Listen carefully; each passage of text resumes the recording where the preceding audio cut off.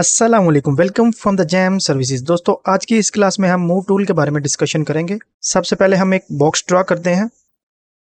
Left mouse button click and hold करके इसको हम अगर मूव करते हैं तो ये मूव नहीं होगा। अगर हम इस बॉक्स को मूव करना चाहते हैं तो उसके लिए हमें मूव टूल सेलेक्ट करना पड़ेगा। ये हमारे पास मूव टूल है जिसकी शॉर्टकट है W। मूव टूल को सिलेक्ट करने के बाद हम इस ऑब्जेक्ट पर क्लिक करेंगे तो ये देखें एक्स वाई और जेड एक्सिस में यह हमें एरोज शो करवा रहा है। इन एरोज को बोलते हैं गिज्मो। अगर हम किसी एरो पर अपने कर्सर को लेके आते हैं तो वो येलो हो जाएगा। तो left mouse button click and hold करके अगर हम इसको मूव करेंगे तो वो उस डायरेक्शन में मूव करेगा जो हमने एरो को सिलेक्ट किया हुआ है। ये देखें अभी एक्स एक्सिस में जो है वो ऑब्जेक्ट हमारा मूव कर रहा है। वाई एक्सिस पर अगर हम क्लिक एंड होल्ड करके इसको मूव करते हैं तो वो वाई एक्सिस में मूव करेगा। ऑब्जेक्ट वाई और जेड एक्सिस में मूव करें तो हम अपना कर्सर यहाँ पे लाएंगे तो ये देखें यहाँ पे बॉक्स जो है वो येलो हो गया वाई और जेड एक्सिस के डायरेक्शन में। तो ये वाई और जेड एक्सिस के डायरेक्शन में मूव करेगा। ऑब्जेक्ट जेड और एक्स एक्सिस में मूव करें तो ये देखें एक्स और जेड एक्सिस में मूव कर रहा है। ऑब्जेक्ट एक्स और वाई एक्सिस में मूव करे तो यहाँ पे हम अपना कर्सर लाएंगे, क्लिक एंड होल्ड करके इसको मूव कर सकते हैं हम। और अगर हम चाहते हैं कि हम अपने ऑब्जेक्ट को फ्रीली मूव करें तो यहाँ पे हम सेंटर में हम अपने कर्सर को लेके आएंगे, क्लिक एंड होल्ड करके किसी भी डायरेक्शन में हम अपने ऑब्जेक्ट को जो है वो मूव कर सकते हैं। अपने बॉक्स को वैल्यू और एरोज के थ्रू मूव करते हैं तो वो इस गिज्मो के अकॉर्डिंग जो है वो मूव करता है। हम अगर देखना चाहते हैं कि तो ये गिज्मो किस जगह पर है तो इसके लिए मैं Alt W प्रेस करूंगा तो ये चारों व्यू पोर्ट्स जो है वो हमारे सामने आ गए हैं। ये देखें टॉप व्यू में ये हमें बता रहा है कि ये सेंटर में है, फ्रंट व्यू में ये बता रहा है बॉटम में है और लेफ्ट में भी बता रहा है ये बॉटम में है। इट मीन्स ये ऑब्जेक्ट का जो हमारा गिज्मो है वो बॉटम सेंटर में है।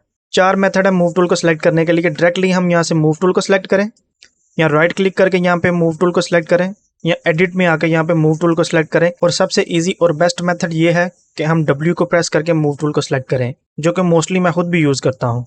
3ds Max में हम अपने ऑब्जेक्ट को 3 तरह से मूव कर सकते हैं। पहले मैंने आपको डायरेक्ट मूव करने का मेथड बताया ये, और सेकेंड मेथड ये है यहाँ पे हम वैल्यू दे सकते हैं।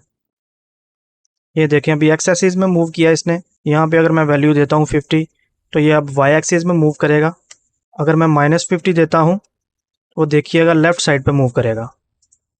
इसी तरह मैं जेड एक्सिस में अप एंड डाउन इसको मूव कर सकता हूँ। -20 करूँगा तो डाउन मूव करेगा, 80 अगर प्रेस करूँगा तो ये अप मूव करेगा।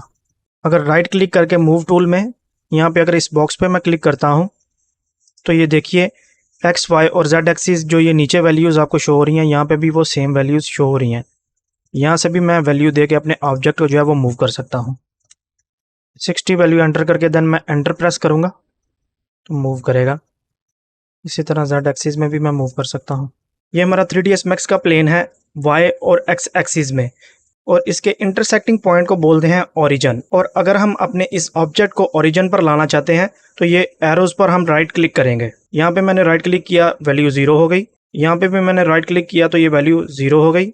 और ये जेड एक्सिस के जो एरोज हैं यहाँ पे मैं अगर राइट क्लिक करूँगा तो यहाँ पे भी वैल्यू 0 हो जाएगी। तो ये हमारा ऑब्जेक्ट जो है ये देखें सेंटर में आ चुका है। तो दोस्तों, आप अपनी रिक्वायरमेंट के मुताबिक अपने ऑब्जेक्ट को जो है वो वैल्यू के थ्रू भी मूव कर सकते हैं और डायरेक्टली भी मूव कर सकते हैं।